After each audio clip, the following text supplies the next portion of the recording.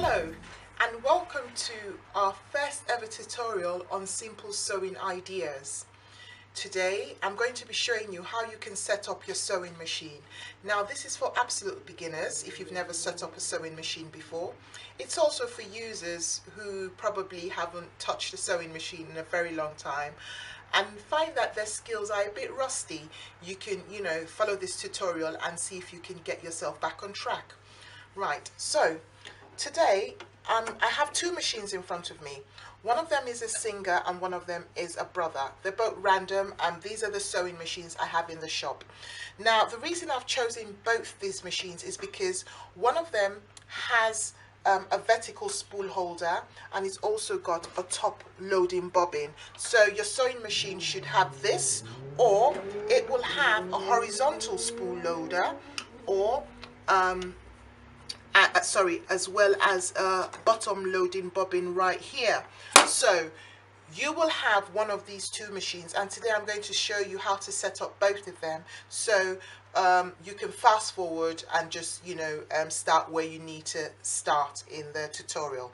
So the first one I'm going to start off with is this sewing machine, which has the vertical spool holder. So if you've got a horizontal spool holder, you can fast forward and pick up from there. So the first thing we're going to do is wind our bobbin. You need your thread and you need a bobbin. So on your sewing machine you would notice there is a sort of a diagram on it. Most sewing machines have this diagram, and you would notice that you've got two types of lines. You've got the broken line and you've got the straight line. The broken line is used for winding the bobbin and the straight line is used for threading the sewing machine. So just make a note of that.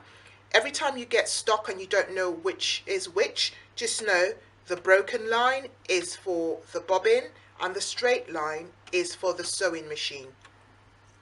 So you put your thread on your spool holder, and then what you do is you slide it through the thread guide and then you wind it underneath this circular thing. Now this circular thing is a tension disc.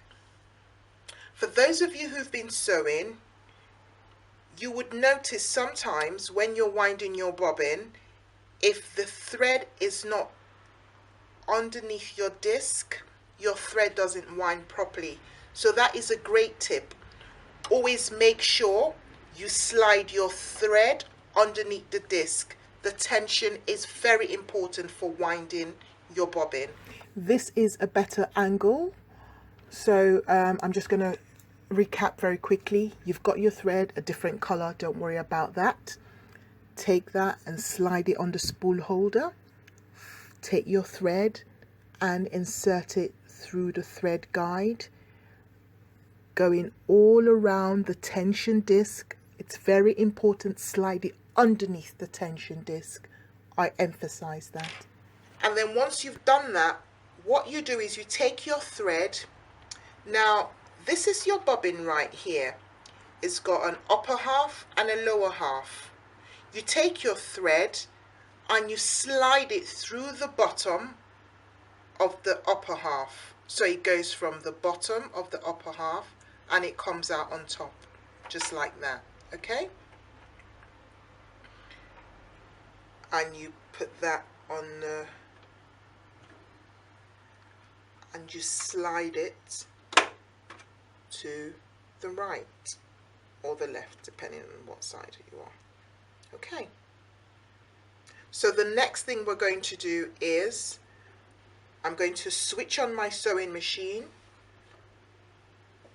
For this exercise, my sewing machine was switched off because I didn't want to have any accidents, so now I can switch it on. So the next stage of winding your bobbin is this. Just hold your thread by the tail, step on your pedal just for a little bit, just step on it, okay, just for a little bit, and once that's done, you take your tail, cut the excess bit of thread hanging, and then you're ready to continue your winding.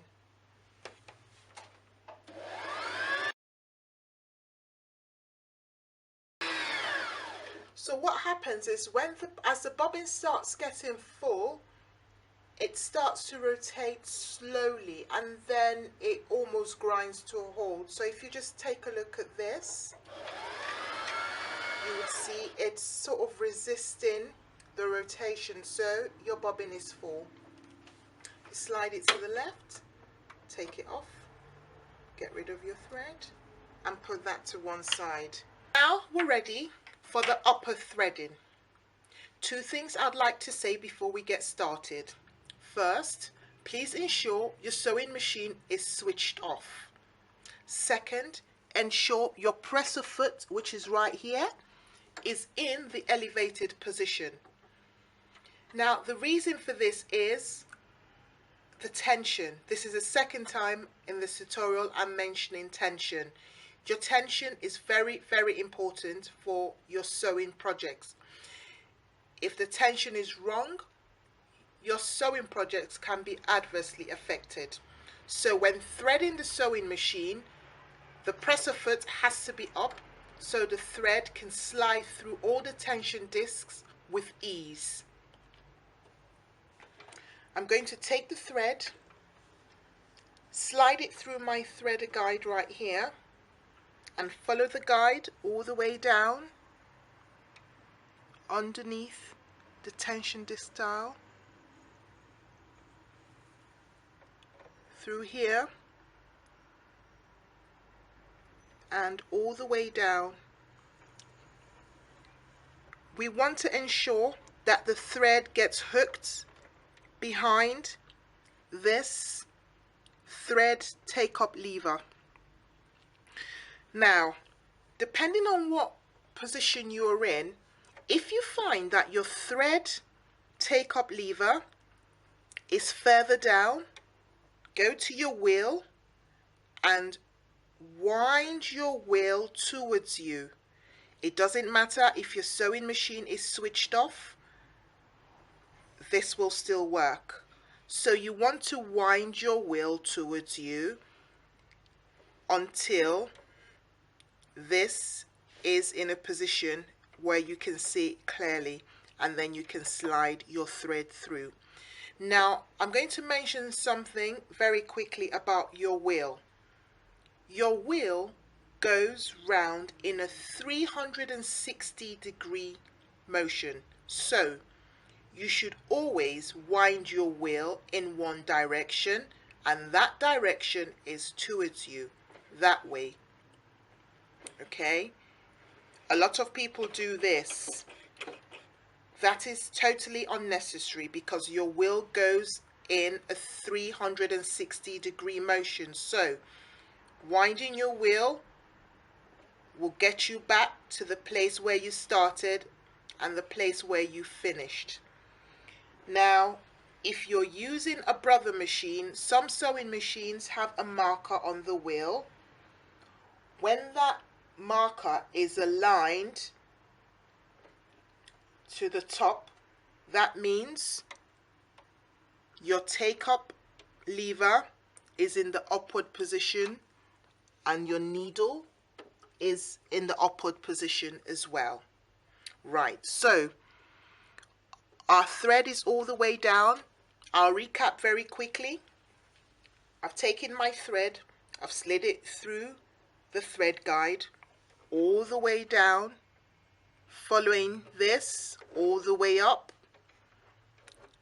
and round till it hooks onto the take-up lever, and then our thread is down here. Put the thread behind the needle bar thread guide by grabbing the top part of your thread with your left hand and 3 inches below with your right hand and sliding it gently behind the needle bar thread guide, just like this. Now we're going to thread the needle by putting the thread through the eye of the needle I apologize in advance because my hand is in the way, but all I'm doing is I'm taking the tip of the thread and sliding it through the eye of the needle, and we go from front to back. This is quite easy. Just take the thread and slide it through the eye of the needle, going front and pulling it out from behind. Our next step is the lower threading.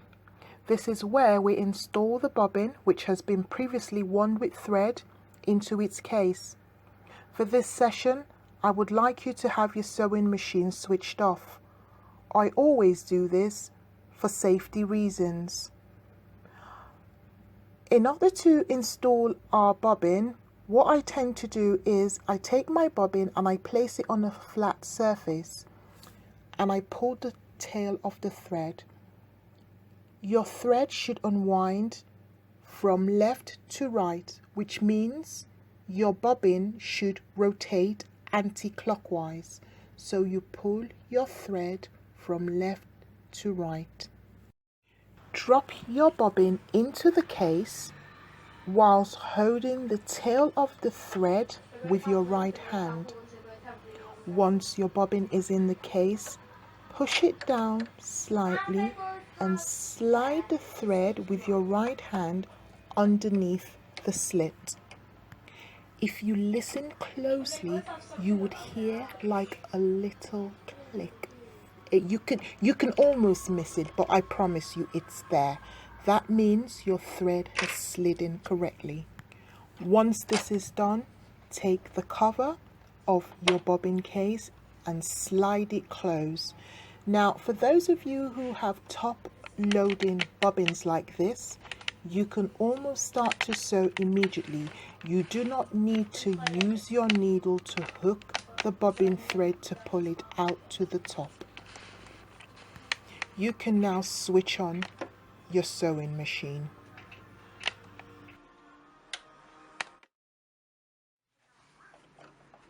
What I'm going to show to you is a very simple way of getting out your bobbin thread without a lot of faffing around.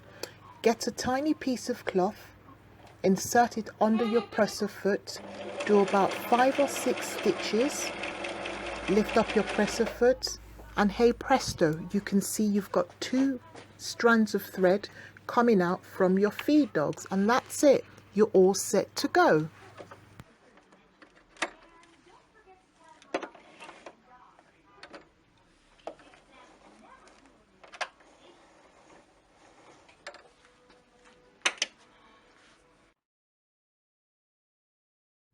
The final part of this session is to check if our tension stitches are okay and if our sewing machine has been set up correctly.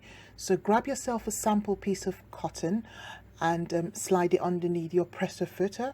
Do some stitching, about 7 to 10 stitches, and once you've done that, take it out, have a look at the top stitch. If it looks okay, you've done a good job. Don't forget to examine the reverse side, which is for your bobbin stitching as well, and if it looks okay, you've done a perfect job.